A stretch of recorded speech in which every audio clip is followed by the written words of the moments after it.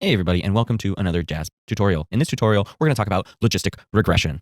As always, I'm using the latest build in JASP, and as of recording, our latest build here is 0.14.1. That's the one that is currently out, stable for all of your operating systems. Wonderful. So let's go ahead and open up some data. All right, here I have my data set that I used in a previous Jamovi video. This is from a logistic regression course that I did when I was in graduate school. So this is a number of years old, but it is real data from California, and we have counties here. We're not going to be using all of that. We want to make sure that we only are figuring out a dichotomous DV, right? That's why you would use logistic regression. We are using a dichotomous DV instead of a continuous DV.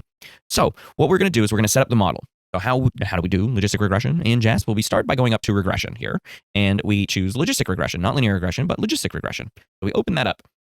And a lot of it looks very similar to the regular linear regression module that's in here. But for the most part, the opposite is what we're going to see here. So we are going to get a dependent variable that is either nominal or ordinal. Now, the logistic regression module is different in JASP than Jamovi because it's a single regression module for all kinds of logistic regression, dichotomous or greater. In Jamovi, it's separated by if it's a binomial outcome or a multinomial outcome.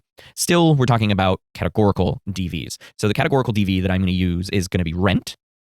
And here you can see that covariates are going to be any kind of scale variable, continuous variable that I have, and any factors that I want to put in that either dummy coded or ordinal or otherwise are going to be put in the factors. And so we are going to put ideology in here, and this is a political ideology, I think one of 5 groups, whether or not you are super liberal, liberal, moderate, conservative, or super conservative, something like that. We'll go with that. And we're going to go ahead and put cell phone as a factor as well, whether or not the survey, this particular survey, was conducted on a landline or on a mobile phone. And rent is coded as 0 equals a homeowner and 1 equals rent. So we have 5 groups for ideology, and cell phone is coded as 0 being a landline and 1 being a mobile phone. And so we have a model where we are trying to predict whether or not a renter is, if we can predict whether or not somebody's a renter just based on their political ideology and whether or not they conducted their survey, this interview, on their cell phone, okay, or a landline. So we're going to try to predict whether or not they're a renter just from those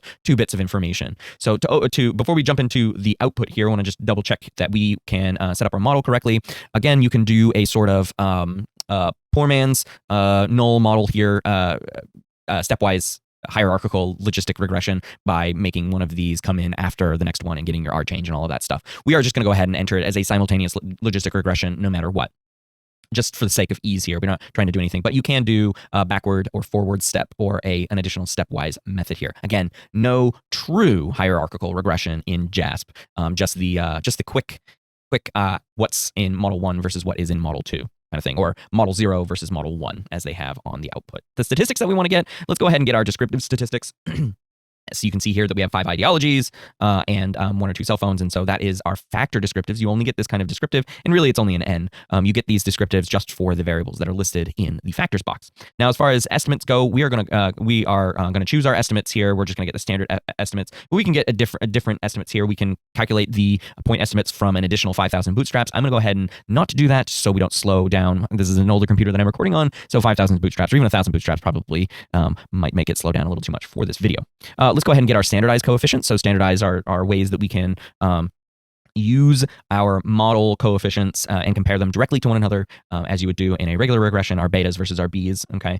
We can get our odds ratios for each of that and get our confidence intervals for our odd ratio, our confidence intervals for our estimates, which is nice. And what else do I want to get here that I want to talk about? I don't think I want to get any of these other things, but you can see whether or not you have a good model by grabbing a few of these measures here. So they apparently get just put into a bunch of just a separate table, which is nice. And then we'll go ahead and close that and grab our plots. And we're going to go ahead and get our inferential plot.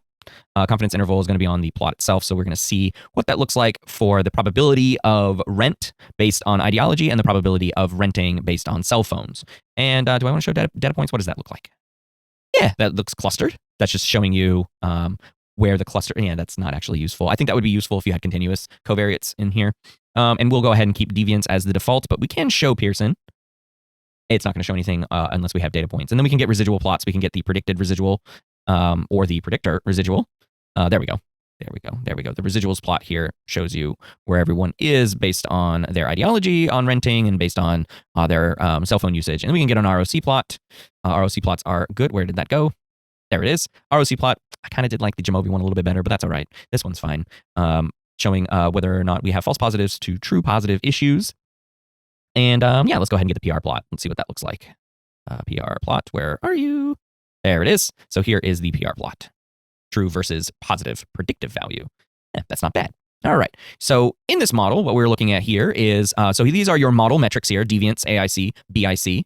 And H1 is what the line that we want to look at, right? So we get a chi-square value. So our model's looking pretty good. I think we can decently predict, based on this information, we can decently predict whether or not somebody's a renter just from their political ideology and whether or not they answered on a landline or a cell phone. And I'll get to those coefficients in just a minute. And then we can get our R-squared values. And you get 4 R-squared values, and you do not get to choose whether or not you get all 4. You get all 4, and you be happy with it. Use the one that you prefer. I believe Cox and Snell is the most common one, but I cannot remember. It could have been McFadden. But you can see that they're all fairly similar, with McFadden being the most conservative at this point. Now let's look at the coefficients. So we have ideology and cell phone. So we have four ideology coefficients. And basically K-1 here. We don't get 1 as we don't get 1 because it doesn't have any degrees of freedom. So we can get our point estimates for those ideologies. I don't know how useful that is, but it is somewhat helpful if you come down to the ideology table here. So 1 reflected more liberal and 5 reflected more conservative. So super liberal, super conservative, moderates in the middle. And you can see that the probability of renting is higher for the liberal side of this scale versus the conservative side of the scale. So ideology does play a role in whether or not there is a renter. Who votes democratically or progressively might indicate how their living situation is. And that's the information you get from the coefficients here. Okay, so you can see that ideology is a positive until you get to ideology 4, which is the high conservative end. So it's actually less likely the more conservative you get. And so you can see it from there. And then cell phone coded as 1.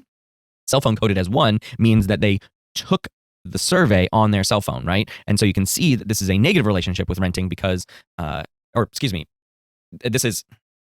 let's move on to cell phone here. Cell phone is rent level 1 coded as class 1 here, right? So if they're a renter, it's more likely that they are going to be using their cell phone. So 1 here is classified as 0. That's a little confusing, I'll be honest with you, because it is supposed to be a negative standardized coefficient here, negative 0.56. And you can see that most clearly on this graph here, right? So 0 reflects homeowners, right? And they are less likely to be renters than people who answer on their cell phones because cell phones represent more transients, that sort of thing. You're not tied to a landline, although you can move landlines these days. But this is, of course, an older data set, an older survey. So people had landlines more than they had cell phones, more than a decade ago, we'll say, right? And so that's the negative relationship that you're seeing here. This negative relationship here is reflective of the closer you are to using your cell phone, the more often you use your cell phone, the more people in the data set that use their cell phone, the less likely they were to be renters. That's how you read that. This 1 here isn't helpful. Neither are these 1, 2s, and 3s here. So yeah, that's how it goes. That's how you do logistic regressions in JASP. Gives you a pretty decent estimate on whether or not you can predict a dichotomous outcome or a multinomial outcome. If you have any comments, suggestions, or feedback, please leave those down below. If you like this content, consider leaving a like. If you want to see more statistics tutorial, JASP, Jamovi, PSPP, please consider subscribing. Thanks for watching.